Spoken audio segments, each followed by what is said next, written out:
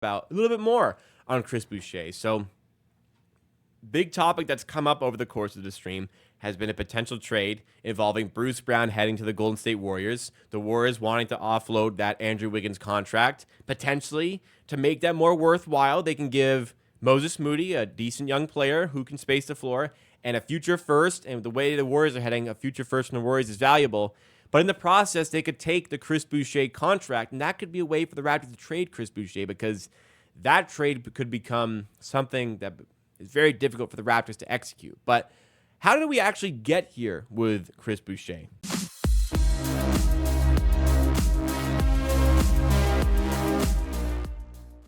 We are back at it again on Amateur Hour Clips, where we continue to provide you with Toronto Raptors news coverage and analysis. But over on this channel, we take the best highlights and segments from the main channel, Amateur Hour Sports, where we do live streams covering the Raptors even further and put them on this channel to make it a whole lot easier for you to consume the content.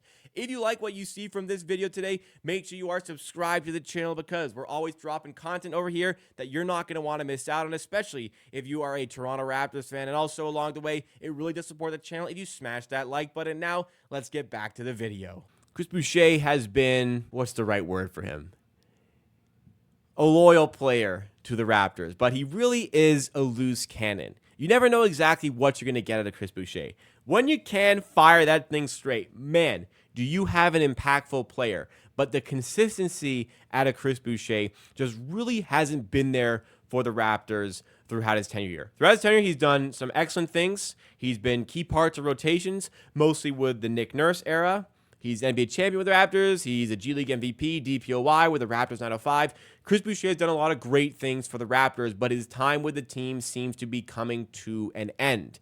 And it seemed as though it was coming to an end this season, because even though the Raptors were completely tanking, like just completely, utterly tanking to the end of the season, Chris Boucher still couldn't get any playtime. And the Raptors Republic released a article on Chris Boucher where they talked about his deficiencies, but they also talked about a lot of things he did well for the Raptors. And some of the things brought up in this article were mentioning that perhaps a lot of what Chris Boucher brings in the positive end was the reason he didn't play. Was he too good for the Raptors during the tanking part of the season before he did get injured and missed the rest of the year, missed the last little bit of the season? I'm not so sure about that. What it probably came down to is, even in the Nick Nurse tenure with the Raptors, Chris Boucher sometimes fell out of rotation because he's just difficult to predict. And in the Darko Rajakovic offensive system, you can't be unpredictable, really. There is a specific thing he wants, and he wants very quick decision-making, which was also highlighted in this article as well, saying Darko wants quick decision-making. Chris Boucher very much doesn't have that. One player I would look at, not mention this article here, that I think maybe should have been a good comparison, is you look at Precious Achiuwa with Darko, and things just were not working there. But Precious Achiuwa in New York with the Knicks was a lot better, because with the Knicks, Achiuwa could just be a very simplified version of the player he was in Toronto. He had a very simplified role, specific role to execute on a night-to-night basis.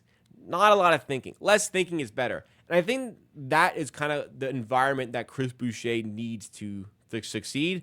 And I still think there is an area for Chris Boucher to play well. Potentially one of those areas could be Chris Boucher ending up in the Golden State Warriors, who could maybe use an energy player like that, who's going to hound for those offensive rebounds on those three balls by Steph Curry, potentially Klay Thompson to be still with the team. Perhaps Chris Boucher is a decent fit for that team coming off the bench, bringing that sort of energy, having a more simplified role. There are some certain things that Chris Boucher can do well for a team, but there still are those inconsistencies that are going to make it a little bit difficult to trade him. He's still got 50 games this season, only averaged 6 points per game. 3-point percentage on lower volume was decent, 33%. 50% shooting from the field. Still, again, gets rebounds. 1 offensive rebound per game, 4 rebounds per game. And if we want to extend these stats to a per 36 number, 16 points per game per 36, 10 rebounds, 3 offensive rebounds. Like, there's clearly still ways he can be effective. There are ways he can be ineffective when that 3-ball shot isn't falling, when he's just not contributing on offense, when he's getting lost on defense, getting baited into fouls, jumping for unnecessary pump fakes. It's difficult to It's difficult to love Chris Boucher. You know, it's a love-hate relationship. When he's on, wow, how good of a player can he be? When he's off, man, is he off? And I think as much as there's, again, positive things Chris Boucher can bring to your team, it's pretty clear that Darko doesn't really fancy him as a player. And it's pretty clear that there's not really a desire to have him on the team going forward. So what would some sort of trade look like? That's where difficulty can come here. Chris Boucher is making about $11 million next season. It's a pretty tough contract to swallow. It's not a lot of money, but perhaps the length of the contract was the problem, and the Raptors would probably want to go back and not give him the 3-year deal here. But he's got one more year in his contract worth just under $11 million per year. He's 31 years old, turned 31 early in the year, going to be 32 at the end of the season. There clearly still are pieces of ability in there. It's just which team needs that sort of player.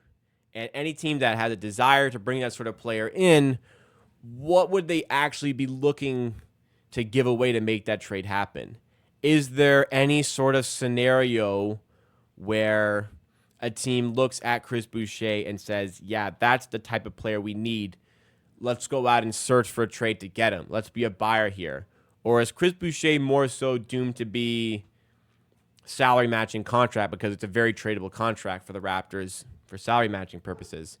Is he going to be the piece that teams are trying to get? Or is he going to be that throw-in piece of a trade, kind of like Precious Achiuwa was for the New York Knicks when OG Anunoby ended up there right at the end of 2023? That's going to be the bigger question here because, again, there are talents here.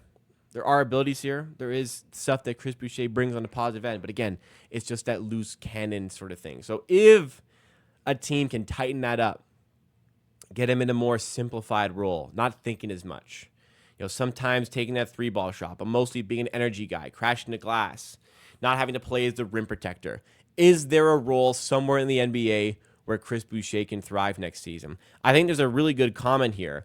Ryan K mentioning he could be great for the Mavs, but they have PJ now. I wouldn't say what I agree with that, hey, maybe teams look at PJ Washington, somebody who can play as a bit of a stretch 4, who can shoot the 3-ball. PJ Washington a bit younger, maybe brings a little bit more there, but who would have thought PJ Washington would be playing like this with the Mavs after leaving the Charlotte Hornets? Maybe a lot of it is situational.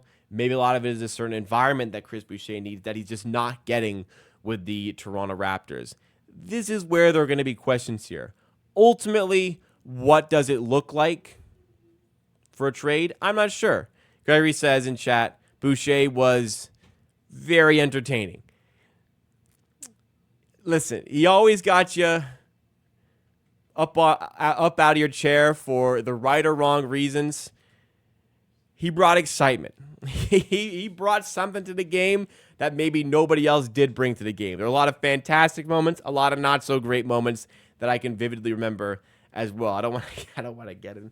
There was one game where the Raptors needed like one stop to win the game. I think they were up 2 against Brooklyn in Brooklyn, and he got baited into a very obvious pump fake 3 where the guy was never going to shoot, and Boucher jumped and ended up like out of bounds. Anyways, he ended up out of bounds. Raptors lost the game when they should have won if he hadn't made that defensive error. Anyways, there's probably a lot of those, but I think there's a team out there who looks at Boucher and thinks he could be a good piece to bring in for the depth. I think Boston is a good situation. Could they feel like Boucher adds something that they don't have to the team? There's a potential for that 100%. Teams look at what PJ Washington has done. Maybe they look at Chris Boucher and think he can do the same. Ultimately, though, I think it will be difficult to trade Boucher, but I would love to free up that $10 million in the offseason for sure. I would love to free up that roster spot for somebody who's actually going to play. Because when the Raptors, even before they were tanking and they were struggling, like even as I'm not the biggest Chris Boucher fan, I was calling for it. Why is Chris Boucher still not getting play time? There is clearly no desire to have him in the rotation. So do what you can to get him off your roster, free up the money, and free up that roster spot. And I wish him all the best in the future because his time here, look, as it was put, it was entertaining. There was good, there was bad, there was ugly. But a lot of respect goes to Chris Boucher for what he's brought to the Raptors over the years, 100%.